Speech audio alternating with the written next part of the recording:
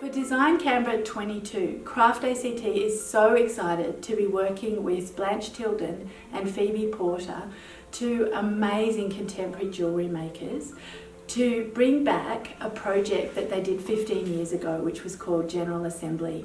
And the General Assembly works are an exquisite example of collaboration and innovation coming together to make gorgeous brooches. I'm Phoebe Porter, I'm a contemporary jeweller. And I'm Blanche Tilden, I'm a contemporary jeweller and a glass artist. We've decided to make a special edition of General Assembly. It's been 15 years since that very first iteration of the project, and we've decided to make a special edition of only 25 brooches that will only be available during Design Canberra and during the exhibition. Blanche and I first started working together in 2005 when I was lucky enough to receive an Australia Council mentorship to go and work with Blanche for a 3-month period. We wanted to do a collaboration together and we started talking about this idea. And both of us were quite interested in like serial production and multiple runs and how to kind of streamline multiple production. And the idea that serially produced things can be as worthwhile and as beautiful as a one-off object, and how can you build these layers of value and meaning into mass-produced or serially produced things rather than a one-off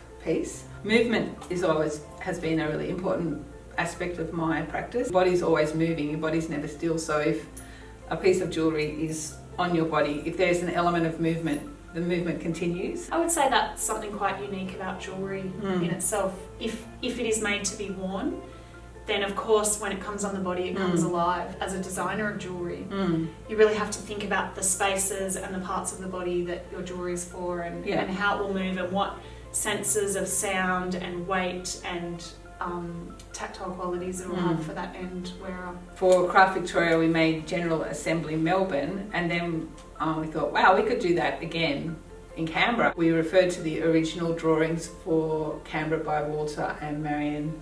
We looked at those maps for quite a long time and tried to pick out elements in them. Through a process of reduction, refining it down to 3 key shapes. To make it all seem so simple, it's a lot of analysing a problem, like a design problem or a materials problem, and thinking, how can we make that better? How can we make it quicker? How can we streamline the process to get it to the stage where it's all laid out, where people can just walk along and like pick and mix. Everything was just considered, very carefully considered. It's a really special time, and it's great that I've been able to reconnect with Phoebe in Canberra and think about the importance of collaboration to my practice and the way that it generates new ideas. It requires a lot of generosity to collaborate, but it's also so rewarding. It's really made me remember that and reflect on that and realise how important collaboration is to my practice. I remember something that we talked about a lot when undertaking the project is that a collaboration should be more than the sum of its parts.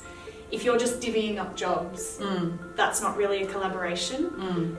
Ideally, it's a coming together to make something that is something that you never would have come up with on your own, encompasses the skills and strengths of both parties, and in that way it becomes something completely new and more than the sum of its parts. This project is a really good example of that. It's something very ambitious that we never could have done on our own, and we never would have come up with it. The glass lamp working to machining your own moulds, digital production for wire cutting of parts. I made the tooling for custom rivets that we designed to put all of the pieces together, and then that sort of combined knowledge of anodizing and I guess a really combined sensibility in terms of wanting to use that sort of industrial chic. Yeah, that visual language of modernity and industry, and that really tapped into our training. We tried to find a way to combine these skills together, and it seemed to just come together in this sort of beautiful crossover. It was a true collaboration where we sat down and talked every step of it through and got every step of it to work, and then it just kind of gradually